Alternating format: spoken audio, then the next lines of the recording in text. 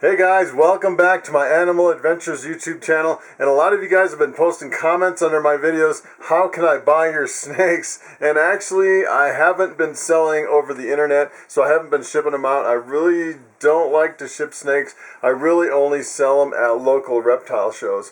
And as a matter of fact, I have a big reptile show coming up in just 2 weeks. It's a little bit over 2 weeks. It is February 23rd and 24th this year, 2019, and it's actually at the Reptilian Nation in Denver, Colorado. So if you're going to that show, I hope to see you there. And what I'm going to do today is I'm going to go through all my hatchlings that I'll have available for sale at the show, and I'll kind of go through each one, and I'll show you kind of how they're doing. They're getting pretty big. I've been feeding them pretty bigger prey sizes the last few meals. I'm trying to beef them up a little bit for the show so you guys can have some nice healthy snakes. And then what I'll do is I'll show you my ARS display cases that I'll have at the show, and hopefully some of these snakes, hopefully all of them, I'll actually fit in that display case. I actually have a few coral glows that I've been feeding a few extra meals, so hopefully they'll actually fit in the display cases. I know if the snakes get too big and they don't fit in the smaller display cases, then I'd actually have to buy a few levels of some bigger display cases. I'm not sure. Hopefully they're not too big, or I'll have to actually buy a few more bigger display cases before the show.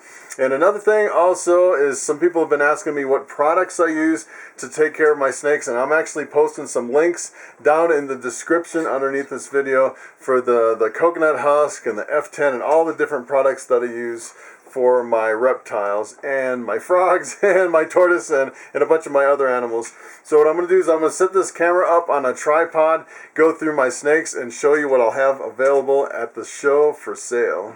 Okay, so this is a male pastel 50% het pied. He's getting some really nice size to him, really beautiful snake. Here is a female pastel 50% het pied.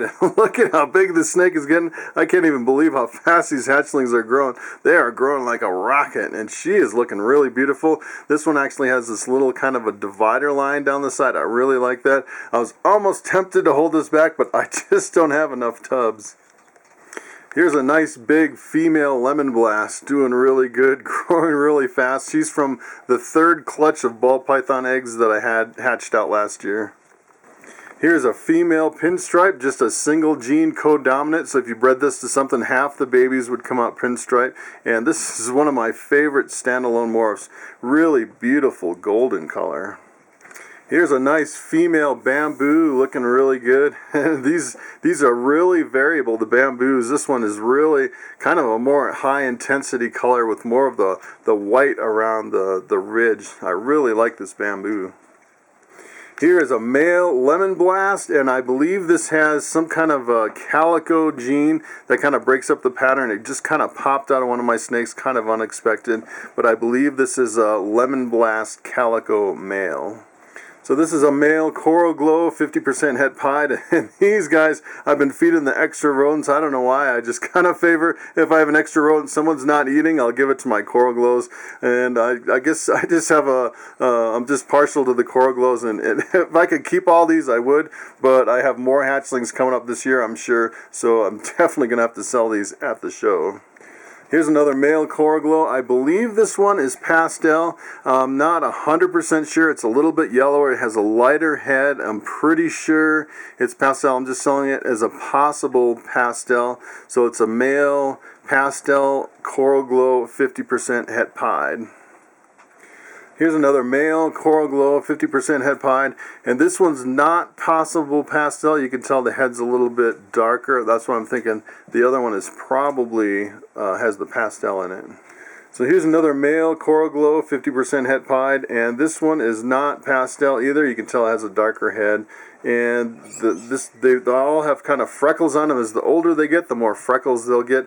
And when they were young, they really didn't have that many spots on them. Here's another male coral glow, 50% het pied. This one is not pastel, and this one seems like it's a little more intense of a contrast. And I don't know if you can tell if it's het pied or not from the difference. This one has fewer spots. I would say, if I was a betting man, I would say this might be a het pied. with the fewer spots. Here is a female bamboo with a really reduced pattern. It's really beautiful. Some of them have reduced patterns and some of them don't. It's just part of the bamboo that there's really nothing else in there. It's just a straight bamboo. Here's a male pastel bamboo, and you can tell it has the pastel from the lighter head. This one is a real stunner. The sides, I just love the pattern on the sides. Here's another male pastel bamboo doing really well.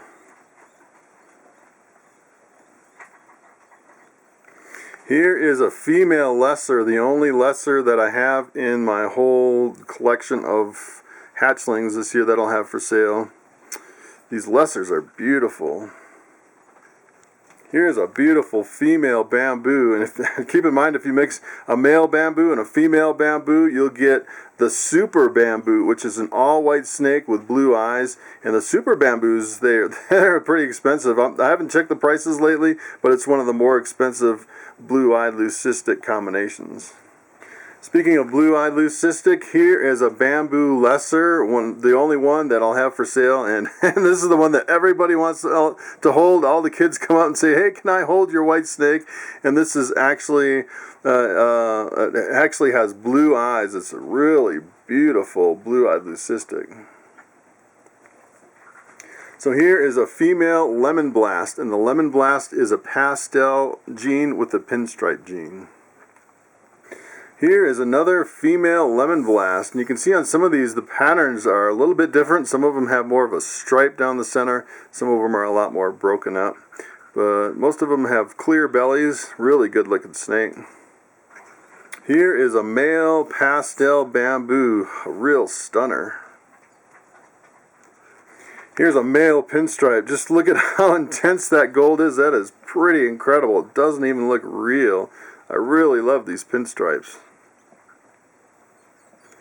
Here is a female bamboo. Really a good looking snake. She's got quite an interesting pattern right down her ridge there. Beauty. Here's a female pastel bamboo. I still have quite a few bamboo combos that I'll have at the sale. Here's another female bamboo. This thing looks really incredible. It's probably the most striking bamboo I have out of all these hatchlings. So here's a female scaleless head ball python. She's 50% het caramel albino, and I don't know if you can pick that up on the camera, but she almost has like a velvety look to her. It's the scaleless head really intensifies the colors. And actually, I held back a male and a female. I'm hoping for the totally scaleless caramel albino. So this is the 50% chance that this carries one copy of the caramel albino gene, but she's definitely a scaleless head. Here's one more female scaleless head, and it's pretty much just like the other one. 50% het caramel albino, and there's really no markers on the het caramel albino, so you really can't tell if it actually has the caramel albino or not. But you can tell these aren't really a high expression scaleless head, but you can definitely tell there are scales missing from the head.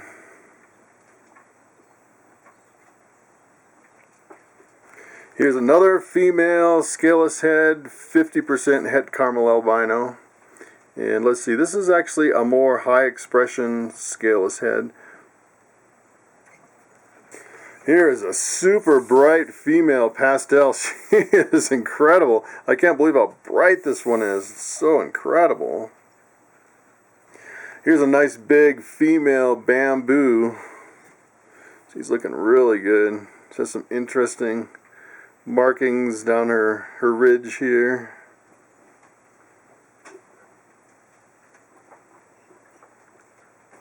Here's another female bamboo ball python. This is actually from my 5th clutch of eggs from last year.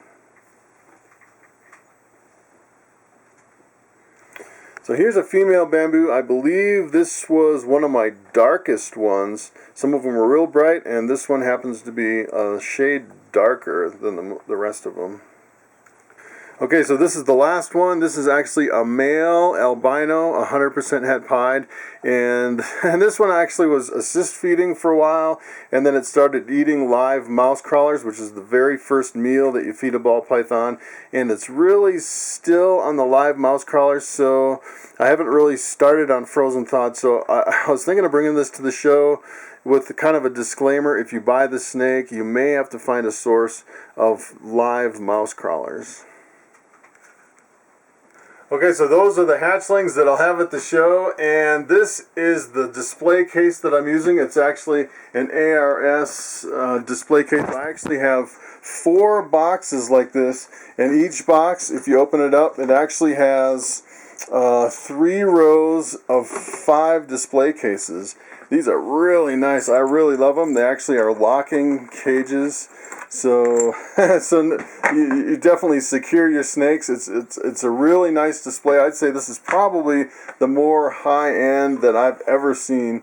And I just kind of wanted to take a quick look at one of these coral glows and see if this coral glow will actually fit in this case.